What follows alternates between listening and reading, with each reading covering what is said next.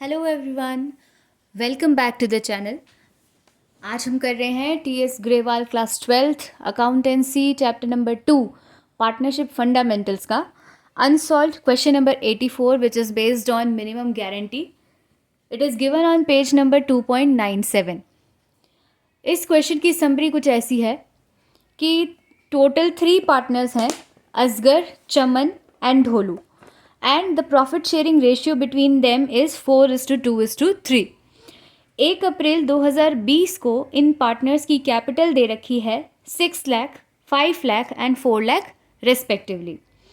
Question है set to provide interest on capital to the partners at the rate 8% per annum.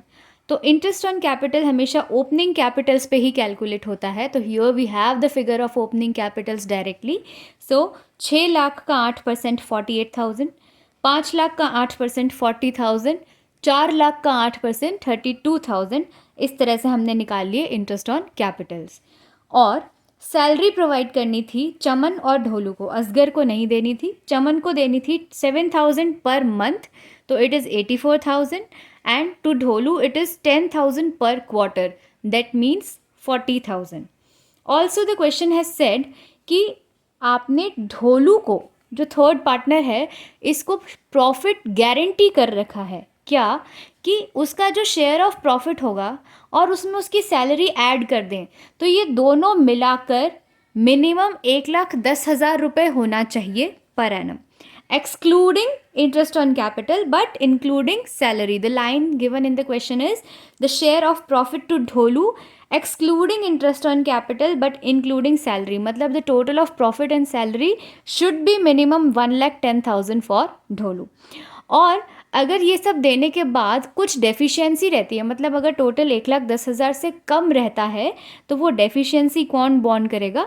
Asghar. Asghar अपने profit share से पैसा निकाल कर ढोलू को दे देगा। डेफिशिएंसी मतलब अगर कुछ कम पड़ गया तो ढोलू को असगर फुलफिल कर देगा उसकी requirement.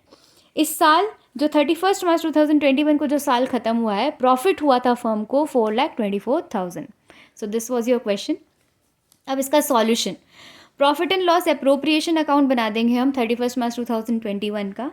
We will start with the net profit by profit and loss account, या नेट प्रॉफिट आप यहाँ लिख सकते हैं 4,24,000। फिर डिस्ट्रीब्यूशन स्टार्ट करते हैं। सबसे पहले पार्टनर्स को देना है इंटरेस्ट ऑन कैपिटल। तीनों पार्टनर का इंटरेस्ट ऑन कैपिटल टोटल आती है 1,20,000। कैपिटल की कैलकुलेशन हम लोग कर चुके हैं, सेम यहाँ पे सिर्फ अमाउंट्स ट्रांसफ़र करने हैं।